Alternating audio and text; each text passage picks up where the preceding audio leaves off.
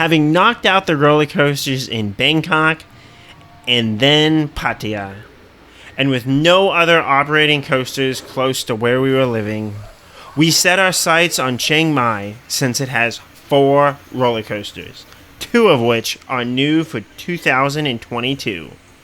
Welcome to Roller Coasters of Thailand.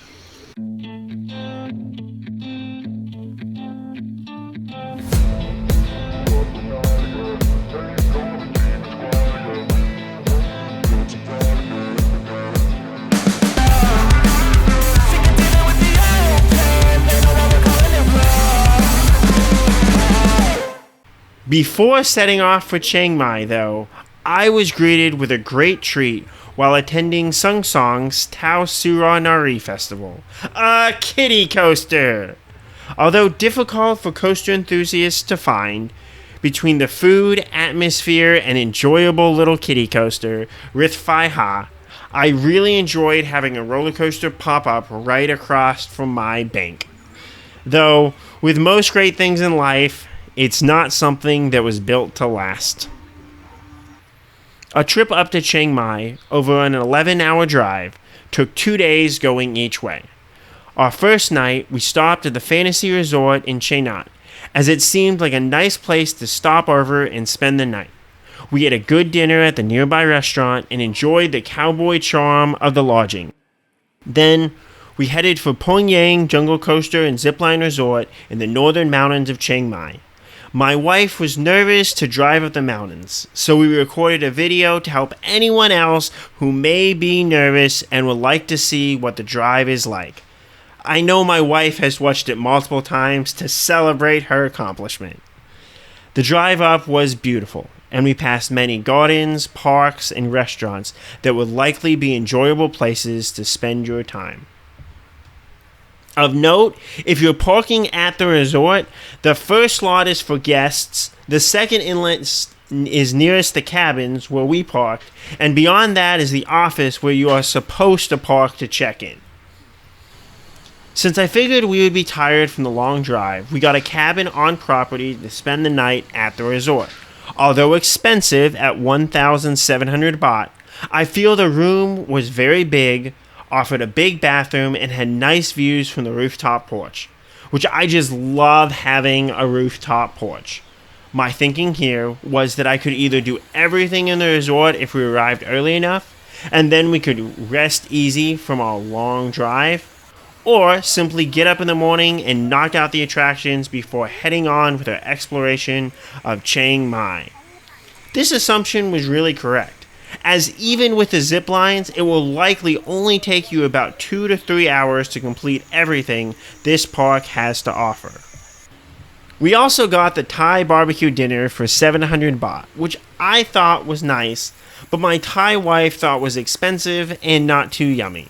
For more details, check out my review on Pongyang Adventure Park and Resort. The Jungle Coaster is 100 baht per ride, and the views from the Jungle Coaster were great, along with the nice laterals that you get from the turns. Though the automatic braking that keeps you from going too fast does hurt this Jungle Coaster, as the drops were almost non-existent, and you couldn't get enough speed to make the course truly enjoyable. The long ride back up the chain lift, though, is a nice touch. It's not the best coaster in Thailand, but it is fun and unique for what it is.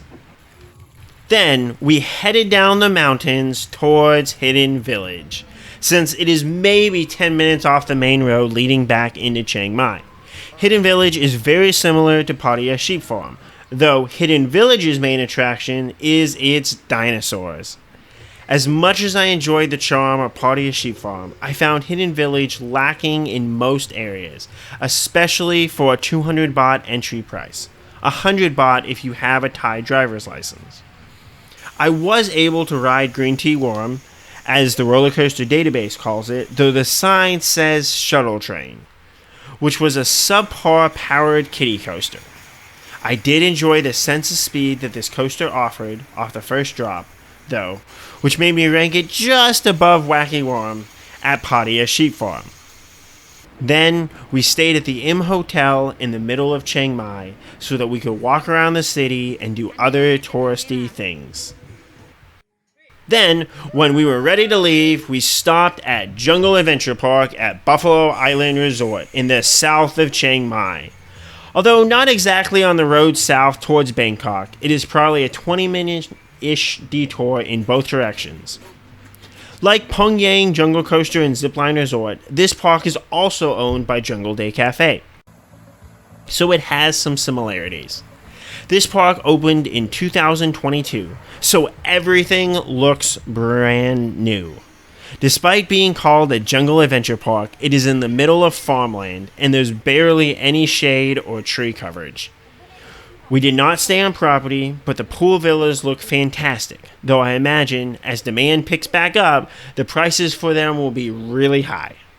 Currently, they are offering a 1,555 baht unlimited wristband, which lets you do most attractions an unlimited amount of times. So I went ahead and got that so that I could do as many attractions as I wanted.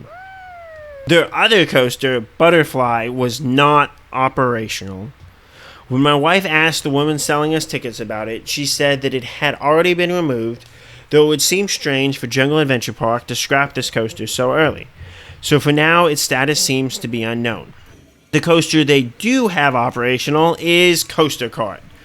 One of only 4 Coaster Kart models from Vegan, and the only in Asia, this offers a new and unique type of coaster. For me, the best part was the laterals, though not great, that threw you towards the left side of the cart. If you sit on the right-hand side and have the left-hand side of the cart open, you can get some enjoyable forces throwing you to that side of the cart. Despite being unique, this is really just an average or slightly less than average family coaster. It's nice, unique, but nothing super special. After wrapping up our time at Buffalo Island Resort, we began the long drive back to Korat. We spent the night in Thao. I just got a cheap hotel by the side of the road, but probably should have went for one alongside the river where we could have really enjoyed our evening. If you've been able to experience these parks around Chiang Mai, let me know. I'm always excited to hear people's thoughts on roller coasters and amusement parks. And as always, Kap Kun Krap.